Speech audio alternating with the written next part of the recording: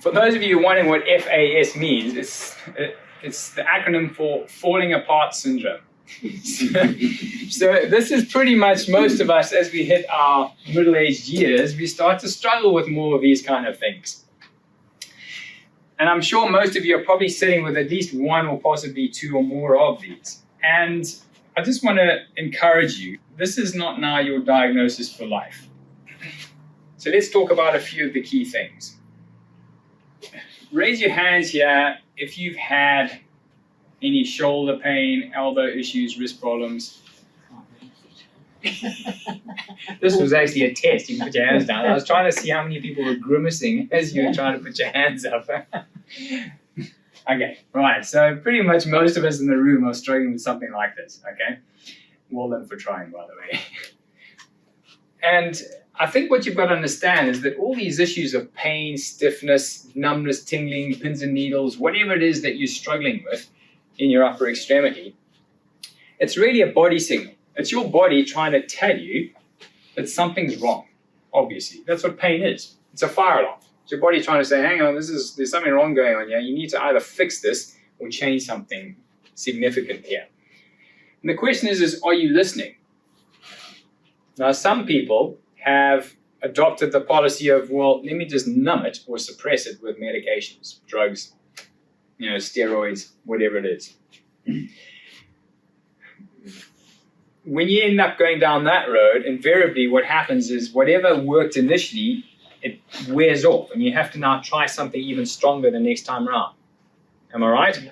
Okay, and you end up just going down that downward spiral of heavier and heavier drugs or more interventions, because you're not getting to the root cause of the problem. We've got to get to the root cause of why this stuff is happening in the first place, all right? And unless we do, really all we're doing is we're just at best patching things up and delaying the inevitable. And if you don't actually address something, it's only going to get worse. As people get older, do they normally get better or worse?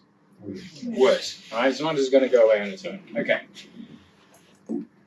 So all of us are really on this, what we call illness-wellness continuum. Meaning you're either moving in this direction or you're moving in this direction. You're not static. Let me repeat this. You're not static. You're either moving that way or that way.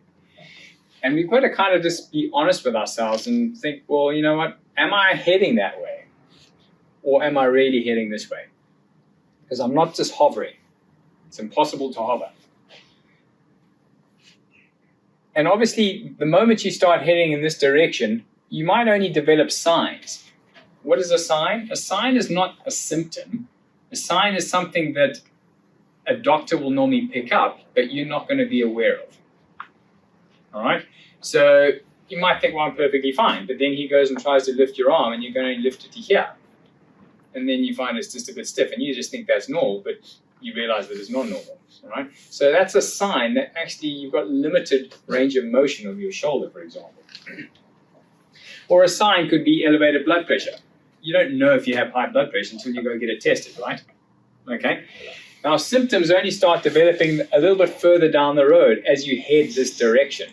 So as you get worse, now your body says, you know what? You need to know about this now because it's getting bad. And that's when you now start to experience the pain or the stiffness or whatever it is.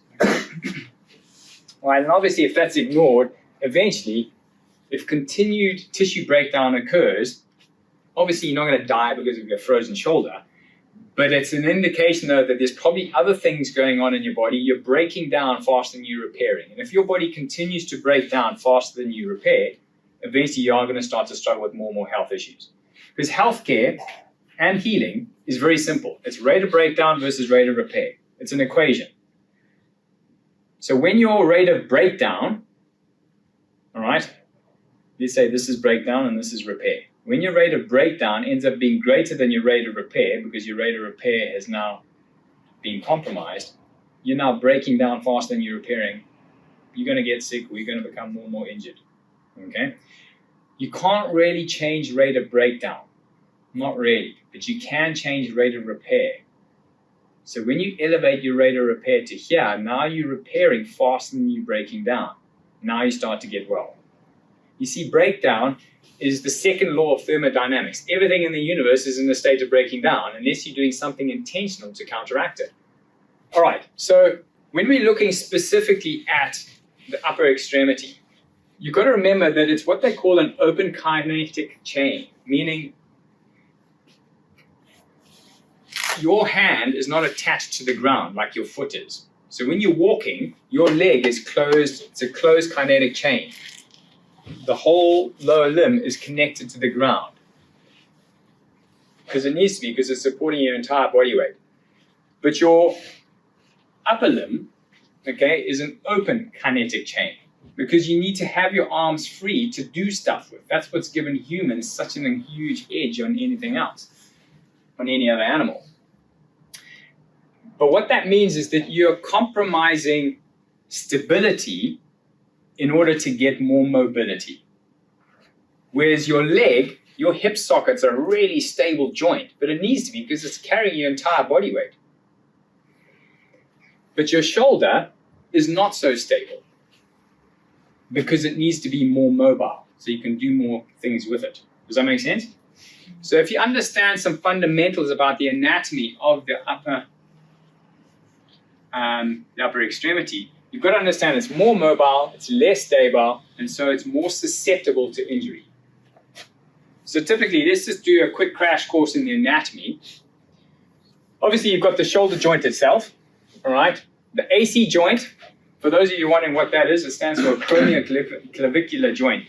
It's the little bony part that you can feel on the top of your shoulder. Now, for some of you who've had a shoulder injury before, like you've been skiing and suddenly you landed hard on your shoulder, that AC joint could have been separated. And you might see what they call a horizon sign there. So it almost looks like the bone is sticking up a bit. All right? That's normally an indication that the AC joint ligaments have been damaged and disrupted. Okay, if that bone is sticking up quite prominently. It's crucial for normal function of the shoulder. It helps create stability into something that is otherwise not that stable. The glenohumeral joint, that's the ball and socket joint, all right, which is obviously more shallow than a hip joint, so it gives you more maneuverability. And then elbow, wrist, and hand have all got very mobile joints that can move in a large range of motion. So, I mean, your arm can do this as well as do this. And that's incredible that we can do that. Right? But again, it creates potential weaknesses. And all of this, the bones, the joints, are supported by ligaments and connective tissue, obviously. And then those are supported and controlled by the muscles around the area. So your muscles of the shoulder have to be very strong to keep it stable. And what do you think controls the muscles? Brain. The brain, via the Nervous system. nervous system, okay? So if your brain is not constantly sending messages to the muscles to actually engage those muscles the way they need to, the muscles cannot hold the whole structure stable, and it cannot move the structure in a smooth, fluid, friction-free manner. So it's really the control from the brain via the nerves to the muscles that enable the joints to move the way they should do. And when you get a breakdown in that communication, that's when a lot of problems happen. Sadly, that part is overlooked massively. People tend to just focus in on the ligament or the connective tissue or the muscle, but they forget about the communication from the brain to those parts to keep it working the way it should do. You see, there's really three systems in your body. There's the passive system, the active system, and the control system.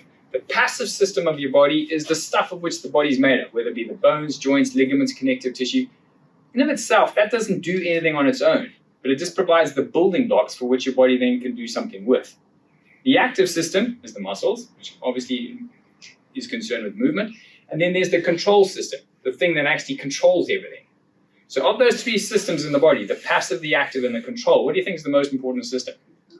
The control, all right? When was the last time your control system was assessed for your biceps tendonitis or frozen shoulder or carpal tunnel syndrome? That's the problem. It almost always gets overlooked. and they focus on the joint, the ligaments, or the muscles. And this is why you don't tend to get long-term change, because unless you change the control system, the active and the passive systems are going to continue to do not really what they're supposed to do, because they're not being controlled properly. Does that make sense?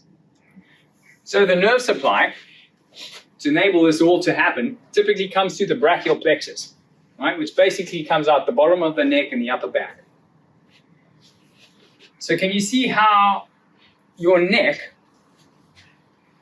is actually hugely influential on potentially how well your carpal tunnel syndrome is going to heal up, or how well your golfer's elbow or tennis elbow is going to heal up? Because if your neck has got problems, the nerve supply to these areas are going to be impacted negatively. But also the shoulder itself, the upper arm and forearm, hands and fingers, all get their nerve supply from that area. So we've got to ensure that that nerve supply is free of any interferences. Think of it really like the broadband communication in your body. That's what your nervous system is. We all know what it's like when your broadband is slow. Right? It's irritating, isn't it? Nothing works. Well, your nervous system is the equivalent. Right? Stuff doesn't work and stuff doesn't heal well if the nervous system is being compromised. But unfortunately, when we have things like whiplash, traumas, etc., which can jar the spine, in particular the neck in this case, out of its normal alignment and put stresses on the joints and then pressure on the nerves and spinal cord, and you see how that might start to affect how well your nervous system is working. For sure. Because remember, our spines are the suit of armor, or our spine is the suit of armor that protects the nervous system inside it. So if the spine is all out of alignment and your posture is all out of whack, how well is your nervous system going to work? Not great. Okay? So some of you should be thinking, well, I've probably got all my shoulder, elbow, wrist problems because there's probably something going on in my neck or my upper back. But you might not feel anything here. And this is the problem with pain and symptoms, is it's not often necessarily, you don't experience the symptom necessarily where the real problem is. Even if you haven't had major trauma though, unfortunately, this is the world we live in. Right? How many of you are probably on your phone more than 2 hours a day? Go on, let's be honest. All right, okay. How many of you are on your computer more than 2 hours a day? Okay, some of you are probably over 8 hours a day. All right, and now you're wondering why you've got a problem. Because you're sitting like this all day long. What do you think is happening to my neck when I'm in that position? Even worse when you're on a laptop, or worse when you're on a phone. Which is why we're now seeing kids, 12, 13 years old, with problems that we only used to see in 40, 50-year-olds. And basically what happens is when your spine is out of alignment or in a bad postural position for long periods of time, slowly the vertebra literally starts to shift out of their normal alignment. And that starts to put pressure on the nerves, okay, and pressure on the spinal cord itself. And it causes things like the discs to degenerate and the bones to deform. You eventually get a situation like this. So what you're looking at here is a neck x-ray from the side. So it's a profile shot, so it's as though they're taking the x-ray this way. So this would be the front of the neck, and that's the back of the neck. And the red line here is where the neck should be aligned. The black dotted line is where the neck actually is. So when you look at a person's neck from the side through an x-ray, there should be a nice curve. It actually forms the arc of a perfect circle. Did you know that? Perfect circle, 63-degree arc. This is the strongest structure in nature. Right? That's why they build, why engineers build bridges and dam walls and arcs. Okay, because it's extremely strong. Because your neck needs to be very strong, but also very flexible, right? Because it's housing your spinal cord, so it needs to be very strong, but it also needs to be very flexible. So it should be in a normal curve, 63-degree curve. And when you end up with a situation where it starts to bend like this is what happens to the spinal cord, the discs, and the nerves. And guess where those nerves are supplying? Okay, your arm. So unless we really address this problem, you've got like a traffic jam in your nerve signaling from the brain to your arm at this point. And unless you get rid of that traffic jam, anything you do here is really going to be token. Does that make sense? All right. So why is this not being dealt with more often? You should be thinking in your head. Can drugs fix that? Can surgery fix that? Possibly it could, but at high risk. Very, very risky.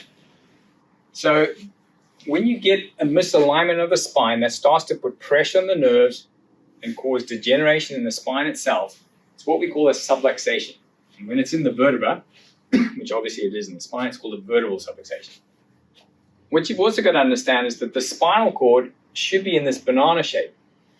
And if you were to take a banana and you bent it in the opposite direction, how well would the banana be doing? Right. It would split, right? Now, thankfully your spinal cord doesn't split, but it gets put under a lot of pressure. You've got to think of your spinal cord, it's a bit like a hose pipe containing millions of nerves. And when you put pressure on nerves, how well do you think they work? Not great, okay? So it's not just affecting the nerve root at that level, but it's actually affecting all the other nerves that are going through here, down here, and are exiting lower down. So even problems like this can start to affect back pain, right? Or breathing problems, or palpitations, okay? Because all these nerves are going to supply all your organs as well. They're not just supplying muscles and joints, okay? So think of it like this. Your brain is constantly sending messages in the form of electrical impulses down through the spinal cord, out through all these nerves, to every cell, tissue, organ, muscle, and joint in the body. The body, in turn, is then sending messages back via those nerves, back up the spinal cord, back up to the brain to tell the brain what's going on. So there's this constant communication between brain, and brain. And if that's flowing really well, we get to be healthy, we function well, we heal and repair well, and joints move well, and we have normal, healthy metabolism. But when we start to develop blockages anywhere along that line, or interferences, subluxations, things now start to go wrong. Make sense? Which is probably why some of you are not just sitting with shoulder problems or elbow problems or wrist problems. You're probably also sitting with things like thyroid issues, because those same nerves also go and supply the thyroid. Or you might be struggling with things like a ring in the ears, dizziness, headaches, or it could be something as simple as shortness of breath or sleep apnea.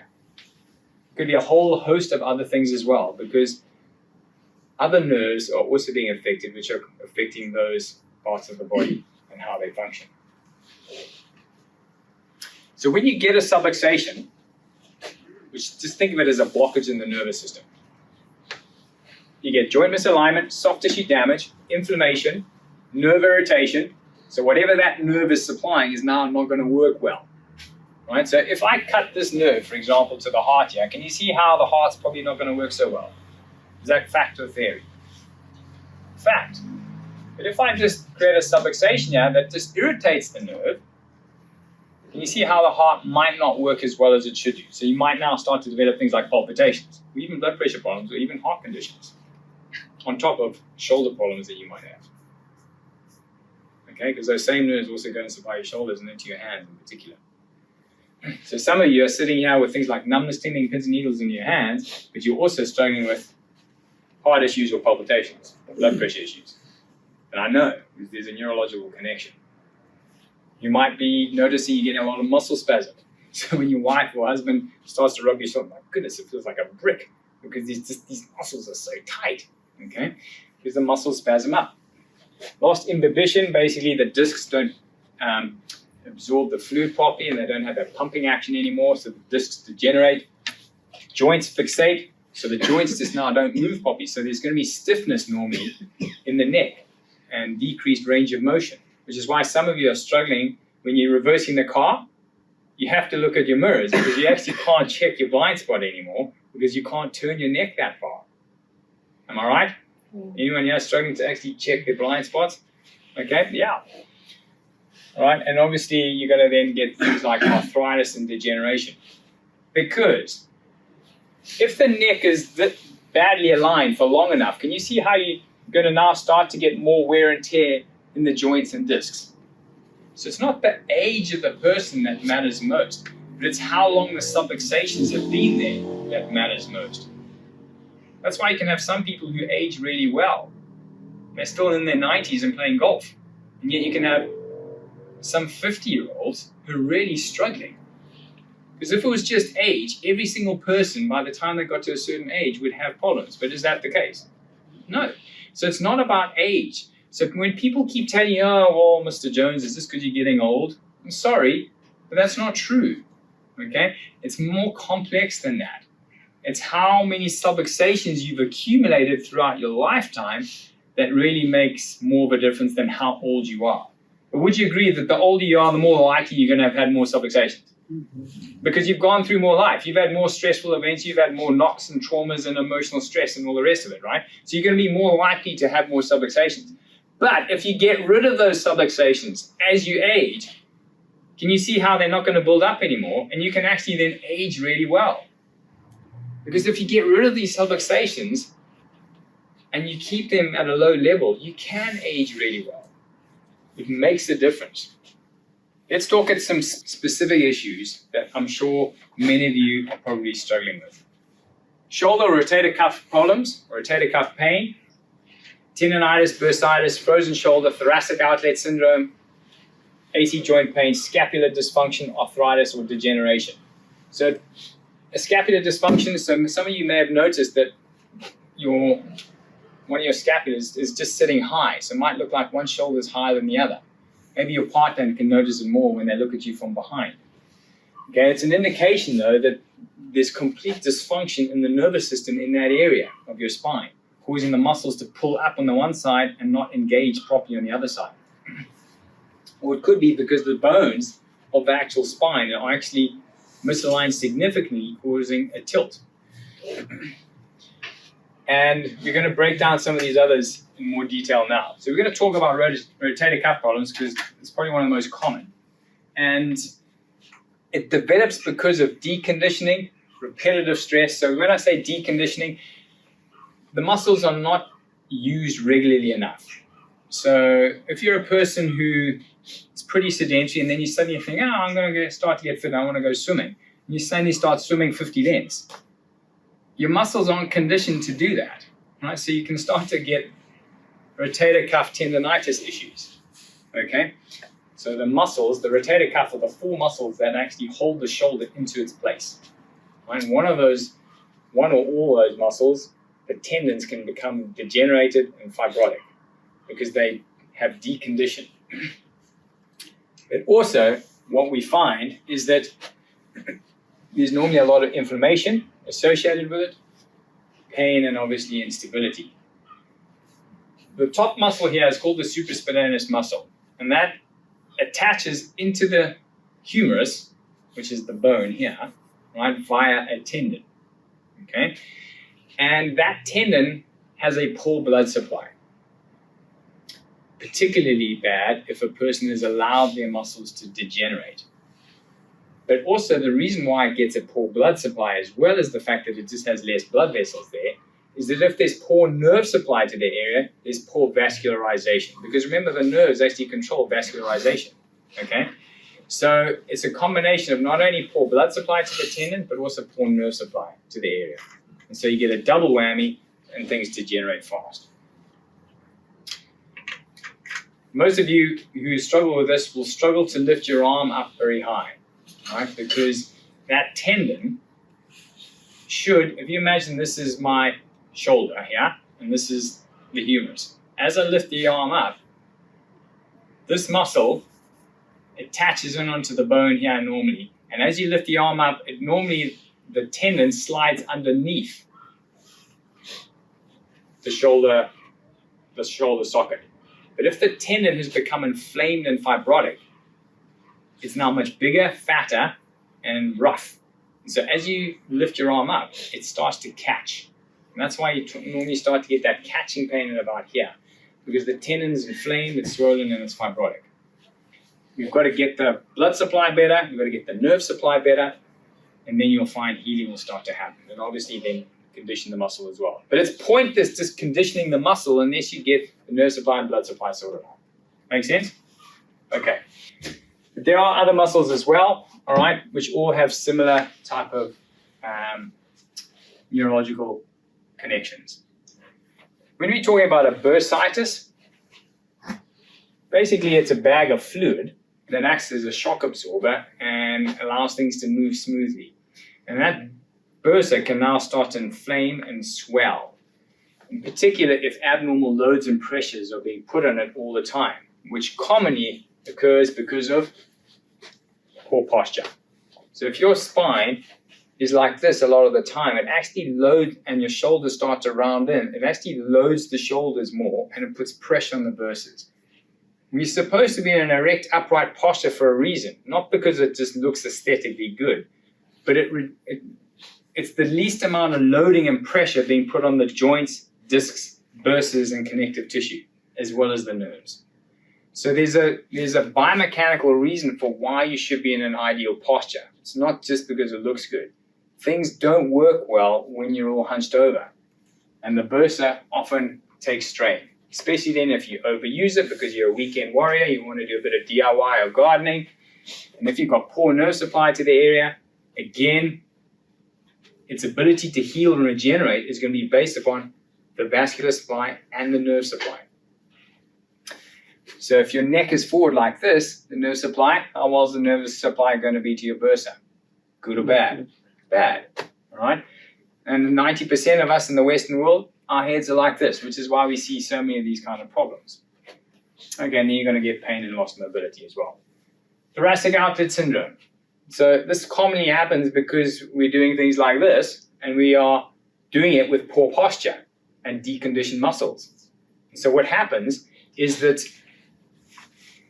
the brachial plexus here, right, ends up being squashed underneath the clavicle because the clavicle has been pulled down, right? And that all those nerves are going down into your arm and hand. So that's why people can start to get a lot of pain, numbness, tingling, pins and needles, right? Even loss of power.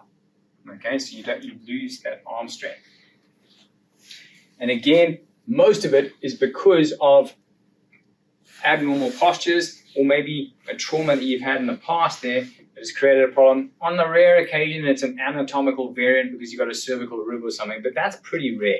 Most of the time, it's normally because of poor postural issues and poor lifting techniques and, again, deconditioning. I don't know if you've heard of the big purse syndrome, right? Some of you men think, well, that doesn't apply to us, but, this is called the MERS, the man purse, okay? And when it's now carrying heavy laptops and things like that, and you're walking long distances, it starts to really pull down on that clavicle. Now, typically, shoulder problems are going to be normally because there are subluxation issues in the spine, in the lower neck and upper back area, all right? Because when your posture deteriorates, that's normally when you start to get a lot of subluxations in that area, okay? As the posture is off, so the spine and nervous system is off as well. So posture deterioration is normally the earliest indications of the fact that there are subluxations there. Remember, what is a subluxation? An interference in the nervous system. Let me repeat that. What is a subluxation?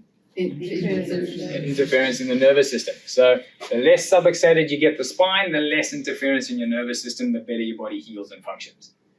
So as a chiropractor, we will be specifically looking very carefully at this area of your spine if you're struggling with chronic ongoing shoulder problems. Almost always, you'll find subluxation issues there that are, if not contributing entirely to the problem, contributing a large part to the problem. Okay, and yes, there's a time and a place where we might need to do local extremity stuff as well. There is, because also the joints can subluxate too, did you know? The elbow joint can actually subluxate, so the way that the radius and the ulna connect with the humerus can actually shift, right? I mean, sometimes need to adjust that as well, right? Likewise in the wrist and hand, and also in the shoulder. But most of the time, it's coming from the neck. Elbow pain. Typically things like olecranon bursitis, so that's the bursa here, okay? Tennis elbow, golfer's elbow. You only actually get tennis elbow in amateur tennis players. Professional tennis players don't get it because they're holding the racket properly and they're conditioned properly. But it's normally in amateurs, likewise with golfer's elbow. We're going to talk about tennis elbow very quickly first. This typically develops on the outside, okay? Really tenderness in this part of the elbow here, all right? You'll find that gripping things is awful. Using scissors, anything like that, even just picking up a jar can be causing real pain there. And again, you've got to remember that it's the nerve supply to this area that is causing the area not to be able to heal up well. So yes, it's often because the muscles here are being overexerted, and these muscles, as they're attached to a common tendon to this part of the bone, they pull hard on the bone, and they actually can cause inflammatory problems in the bone there. But the reason why it's not healing up is because the nerve supply to the area is poor. So stuff's going to happen. You're going to do stuff where you've overworked the muscle. But why is it that one person can do it, and they may be a bit achy that night, but the next day it's gone? Whereas when you do it, you're buckled for 4 weeks. Right? When your rate of repair is down here because your spine's full of subluxations, you're going to break down faster than you repair. And that's when you're going to get all these falling apart syndrome type problems. All right, so the way to deal with this, we need to clear out the subluxations in the lower neck in particular. Yes, we might have to do a little bit of local conditioning here as well. But normally, once you get the nerve supply to the area, the body heals itself well. Golfer's elbow, this is on the inside here. And again, it's normally because of repetitive gripping actions, this time with the flexors of the arm, whereas tennis elbow is gripping actions with the extensors of the arm. And again, often it can be just because the person's holding the golf club way too hard, too tight, should I say. But it also can be because if they are playing quite a lot or they're doing a lot of repetitive gripping, which uses the flexors, and if they've got poor nerve supply to this part of the elbow, again, remember, rate of breakdown is greater than rate of repair. If that rate of repair is slumping, this area is not going to heal up and regenerate properly. Typically with elbow problems, we're looking at the vertebra between C5 and T1. So C5, C6, C7, T1. Because all those nerves that come out of here go down into the elbow area. Wrist problems. Most common one obviously is carpal tunnel syndrome, but you might just notice there's this weakness or numbness, tingling, pins and needles, okay, or loss of grip strength. And again, yes, you can have local carpal tunnel issues, but can I tell you, it's rare for it to be truly coming from the carpal tunnel because the median nerve, that's the median nerve, if you look at a cross section of the wrist, okay, that's the nerve there, what happens is the bones here, on the rare occasion, can start to collapse and it starts to put pressure on the nerve. But often the pressure on the nerve is already pre-stressed because of what's happening in the neck. So any pressure locally here is only maybe contributing to 10-20% of the pressure that it's already under because of the tension that's coming from the neck. Because that nerve starts here, all right? So if your neck is like this, okay, that nerve and the other nerves in that area are going to be under a lot of tension and under a lot of stress. And you now only need a little bit of pressure in this area and you're going to start to develop carpal tunnel syndrome. Does that make sense? Okay. All right. So yes, there's sometimes a time and a place to actually do surgery here, but a lot of the time you don't need to. You need to go to the source of the problem, not to the symptom or the effect of the problem. Sitting is the new smoking. A lot of people complain that their carpal tunnel syndrome is worse when they are typing. It's not just because of their typing, but what's their posture doing when they're typing? Okay, stress to the nerve, all right? It's not just actually the typing action. There's now a name given to a neck constantly forward like that, tech neck. Okay, it's even in the medical literature now. And this is an epidemic like you cannot believe. It's quite scary how many young kids we're now seeing with massive issues. So do yourself a favor, and certainly do your neck and whole nervous system a favor. When you're working on your mobile phone, just lift it up. I want a big bicep, not a big subluxation. Okay?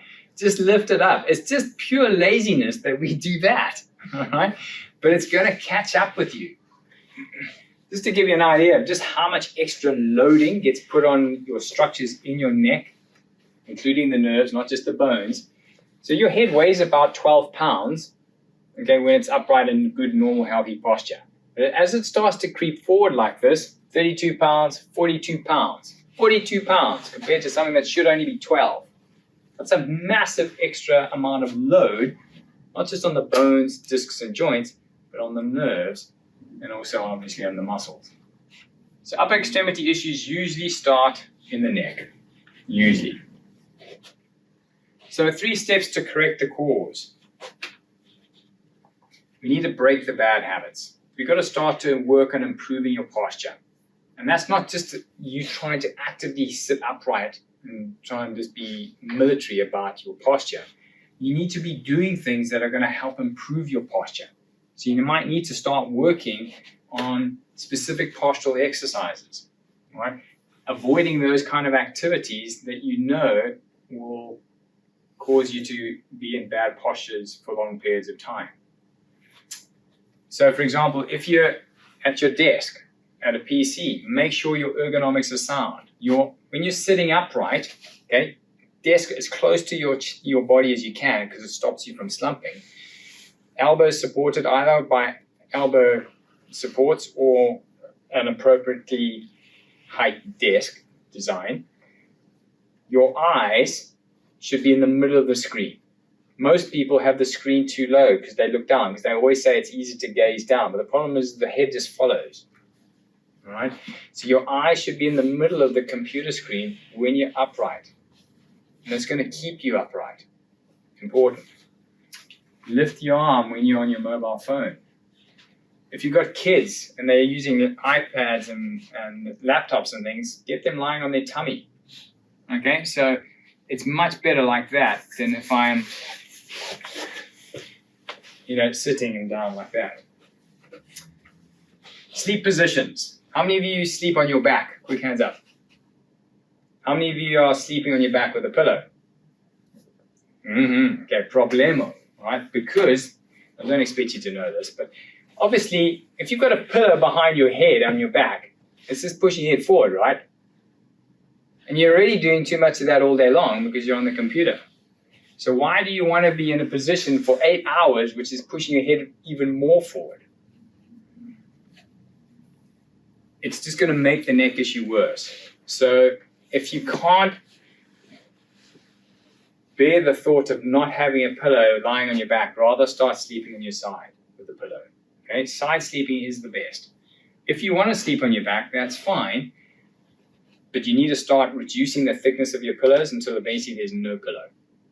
And all there is just a rolled up towel just to support the base of your neck to keep that arc in your neck, like a little bean bag full of seeds or something. Just to put in the base of your neck, not behind the head, because if you put it behind the head, it just pushes the head forwards. Right, so sleep positions are key. Sleep on your side, make sure your head's not tilting down because the pillow's too thin or being pushed up because the pillow's too thick. So just get your partner to eyeball you while you're in the bed. Make sure the middle of your head remains in the middle of your chest. Okay? And then if you're on your back, just use a little roll-up towel or beanbag in the base of your neck. Or nothing at all. Okay, and that's going to really help bring that head back. Make a massive difference. Right, second thing you can start to do is add the specific exercises. So we're going to quickly show you some basic things that you can start to try and do to help combat chronic shoulder problems in particular. We're going to start with these. It's what they call the push-ups, wall angels, and reach, roll, and lift. Now, some of you are thinking, there's no way I'm going to do a push-up. Don't worry, okay? You don't have to do a full push-up. You can do it from your knees, all right? But you need to start somewhere. Even if you're literally just doing this, it's a start, okay? You don't have to do a full press-up, but you need to start somewhere, all right? And then obviously as time goes on, you can start to go a little bit further until eventually you can do a full press-up on your knee, and then eventually, obviously, legs straight. So start where you're comfortable. All right, start at a point where you think, you know what, I could probably do that. I could probably just be on my elbows and knees and just bend 5 degrees. Okay, that's all I want you to start with. And start with maybe just 5 repetitions of those. And each day, just add on 1. Or even every second day, add on 1. Until you can do 20 quite comfortably. And then build to the next level. All right? So that's going to help, obviously, condition the muscles. So I'm going to fix the nerve problem. It's going to help condition the muscles. Wall angels, these are very cool. So you go up against... I'll try not to push this over. So basically, you're going to want to try and just start, you want to keep your shoulders back against the wall, all right? Hands out like so. And you're going to just try and start to bring it up, keeping the shoulders back and keeping your head back. So you don't want to push your head forward, keep the head back and keep the shoulders as flush up against the wall as you can.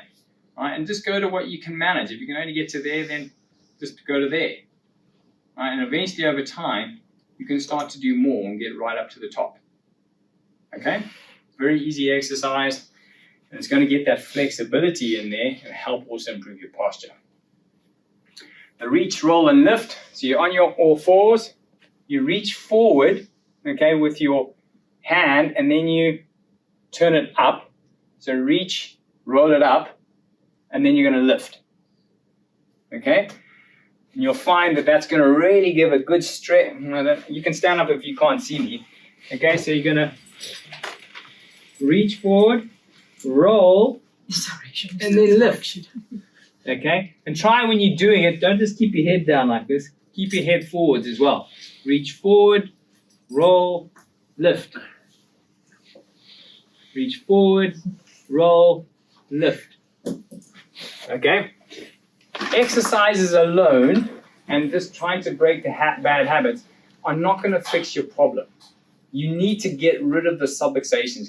And so chiropractic adjustments are one of the best ways of getting rid of those subluxations.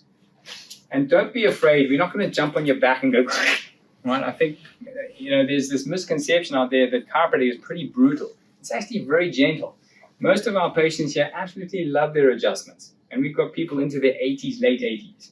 All right, so with a lot of the modern technology that we have now, we can use instruments which can send a rapid vibration, which restore normal motion to the spine. It stimulates a huge amount of movement stimulus up to the brain, helping improve the brain-body communication again.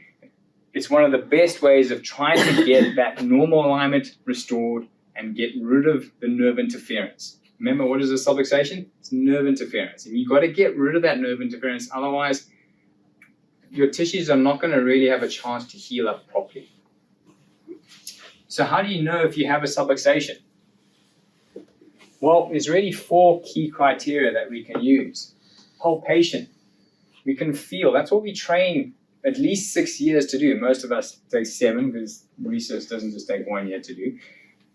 But that's what you train for 6 years to do, because you need to be able to feel exactly where the bone, the joint is stuck and not moving properly. So we can feel straight away where those subluxations are. Obviously, your posture is giving us a lot of clues as to where the problems are most likely to be found.